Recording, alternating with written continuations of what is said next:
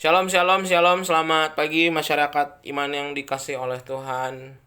Kalau ngantri BPJS kita suka nggak sabar. Kalau yang pernah sakit, apalagi kalau menantikan pertolongan Tuhan yang kadang-kadang ujungnya kita nggak tahu. Makanya kalau ngantri BPJS tuh kelihatan tuh aslinya orang. Sama seperti menantikan pertolongan Tuhan. Semoga di minggu hari ini kalau kita menantikan pertolongan Tuhan, kita juga tetap sabar dan menantikan bahwa pertolongan Tuhan selalu indah pada waktunya. Mari bersama-sama kita akan mendengarkan sabda Tuhan, akan memujikan pujian, dan kita akan menyanyikan lagu dari PKJ 166. PKJ 166 Tenang dan Sabarlah bait pertama dan yang kedua. PKJ 166 bait pertama dan yang kedua kita pujikan bersama-sama.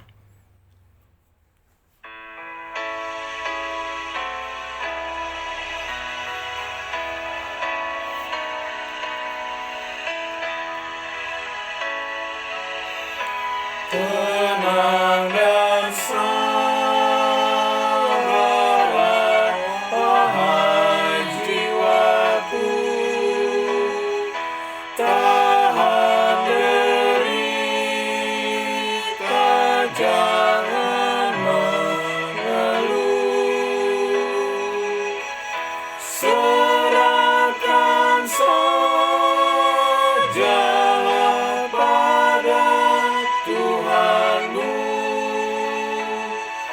segala duka yang menimpamu. Allah setia, tak mengecewakan, yang dinawanya ingin berteduh.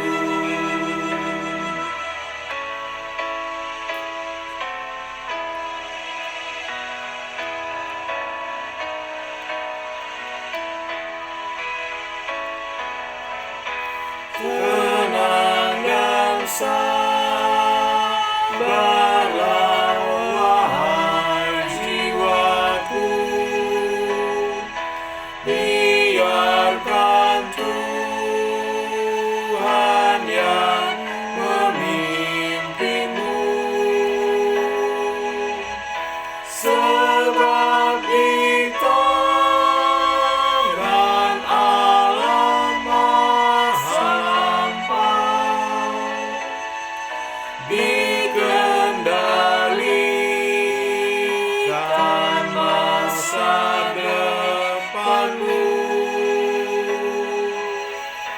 Gelombang dahsyat takkan menerpamu, karena di bawah kuasa Tuhanmu. Mari kita berdoa. Tuhan Allah Bapa kami yang bertahta di kerajaan surga, terima kasih ya Tuhan kalau pada pagi hari ini Tuhan kembali kami ingin membaca firman-Mu. Tuhan beri kepada kami waktu yang teduh, yang tenang, sehingga kami selalu hanya mengandalkan Tuhan di dalam kami menjalani seluruh kehidupan kami pada hari ini. Terima kasih Tuhan, di dalam nama Tuhan Yesus kami telah berdoa. Amin. Firman Tuhan yang kita baca dan renungkan pada hari ini dari kitab 1 Samuel pasal 5 ayat 1 sampai dengan 12. Kitab 1 Samuel pasal 5 ayat 1 sampai 12.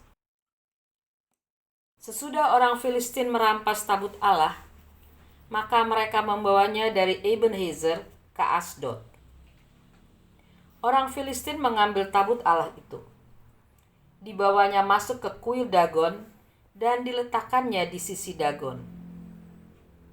Ketika orang-orang Asdod bangun pagi-pagi pada keesokan harinya, tampaklah Dagon terjatuh dengan mukanya ke tanah di hadapan tabut Tuhan. Lalu mereka mengambil Dagon dan mengembalikannya ke tempatnya.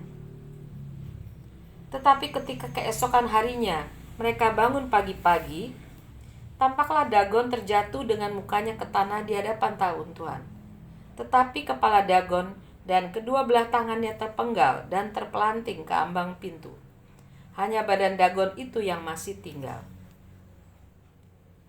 Itulah sebabnya para imam Dagon dan semua orang yang masuk ke dalam kuil Dagon tidak menginjak ambang pintu rumah Dagon yang di Asdod sampai hari ini. Tangan Tuhan menekan orang-orang Asdod itu dengan berat, dan ia membingungkan mereka. Ia menghajar mereka dengan borok-borok, baik Asdod maupun daerahnya. Ketika dilihat orang-orang Asdod bahwa demikian halnya, berkatalah mereka, "Tabut Allah Israel tidak boleh tinggal pada kita, sebab tangannya keras melawan kita dan melawan Dagon Allah kita."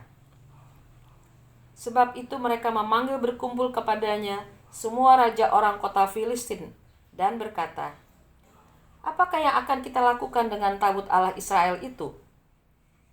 Lalu kata mereka, "Tabut Allah Israel harus dipindahkan ke Gad." Jadi mereka memindahkan tabut Allah Israel itu ke sana. Tetapi setelah mereka memindahkannya, maka tangan Tuhan mendatangkan kegemparan yang sangat besar atas kota itu. Ia menghajar orang-orang kota itu, anak-anak dan orang dewasa, sehingga timbul borok-borok pada mereka. Lalu mereka mengantarkan tabut Allah itu ke Ekron. Tetapi sesampai tabut Allah itu di Ekron, berteriaklah orang Ekron itu demikian, "Mereka memindahkan tabut Allah Israel itu kepada kita, untuk mematikan kita dan bangsa kita." Sebab itu mereka memanggil berkumpul semua raja orang Filistin dan berkata, "Antarkanlah tabut Allah Israel itu, biarlah itu kembali ke tempatnya, supaya jangan dimatikannya kita dan bangsa kita. Sebab di seluruh kota itu ada kegemparan maut. Tangan Allah menekan orang-orang di sana dengan sangat berat. Orang-orang yang tidak mati dihajar dengan borok-borok, sehingga teriakan kota itu naik ke langit." Salah satu ilmu ramal yang pernah mungkin kita saksikan ya. Ramal tuh biasanya pakai zodiak, horoskop, atau pakai pembacaan kartu. Tapi salah satunya adalah baca garis tangan. Katanya ada yang bilang garis tangan itu, ini kan garis tangan tuh bentuknya kayak M. Kalau orang Yunani itu sama Romawi bilang, kenapa tulisannya M? Untuk mengingatkan bahwa kita adalah MM, kanan kiri bentuknya M kalau Bapak Ibu lihat. Memento mori. Ingat waktu kamu mati. Jadi garis hidupmu sampai mati itu udah ditentuin katanya. Kata-katanya tuh. Jadi nanti kalau garis sebelah sini kaitannya sama ekonomi, garis ke sini ada kaitannya sama hubungan keluarga, garis ini ada kaitannya sama kesehatan gitu. Dan nggak cuma di Yunani Romawi, tapi juga di Tiongkok juga ilmu baca garis tangan itu ada. Kenapa garis tangan itu dibaca? Karena garis tangan berubah. Bapak Ibu kalau perhatikan, garis tangan tuh berubah dari kecil sampai gede. Karena tangan itu adalah bagian tubuh yang merepresentasikan tindakan hidup manusia. Kalau dengan bibir kita bisa mengaku, hati dan pikiran kita bisa menimbang, tangan adalah penentu akhir apa yang kita lakukan. Nah, bicara soal dengan tangan, dalam bacaan kita ini kita juga melihat bagaimana karya tangannya Allah. Ketika tabut perjanjian dibawa sama Filistin, ternyata ada kejadian-kejadian mistis ya. Ketika ditaruh di kuil Dagon, Dagonnya jatuh sekali, kedua kali dipindahin ke Gad, nggak berani juga orang-orang di sekitar situ, nggak mau katanya.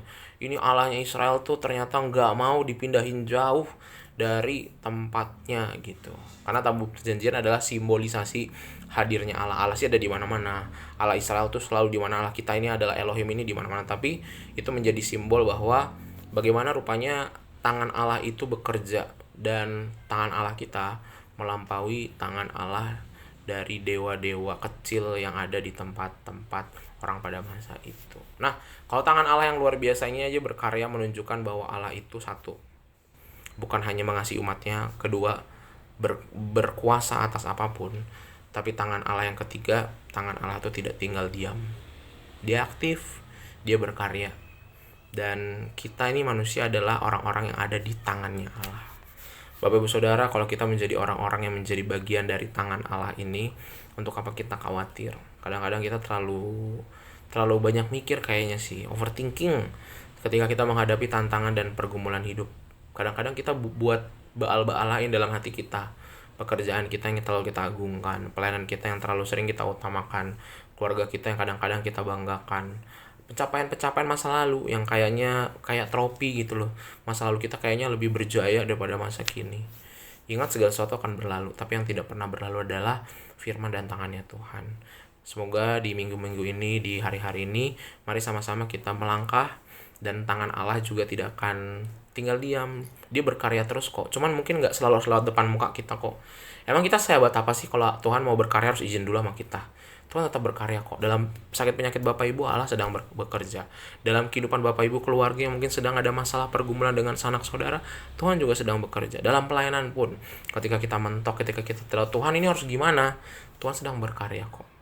Sehingga sama-sama mari kita nantikan pertolongan Tuhan, dan percayalah bahwa Tuhan gak bekerja nanti kalau kita udah mentok, bukan. Sedang sekarang, cuman kita gak lihat aja. Karena kita terlalu sibuk mengandalkan kekuatan tangan pribadi kita. Andalkan Tuhan, pegangan sama Tuhan. Karena cuma Dia yang bisa kita pegang. Amin. Mari kita berdoa. Tuhan Allah Bapa kami yang bertata di kerajaan surga, terima kasih ya Bapa, melalui firman-Mu hari ini Tuhan boleh mengingatkan kami bahwa penyertaan Tuhan itu sangat besar bagi bangsa Israel ya Bapa, dan Allah Israel dapat mengalahkan Allah-Allah orang Filistin. Ya Tuhan, biarlah kami semakin mengandalkan Tuhan dan tidak lagi mengandalkan kehebatan diri kami sendiri ya Bapa, tapi lebih mengandalkan Allah Yahweh yang kami kenal melalui cerita dalam firman-Mu ini.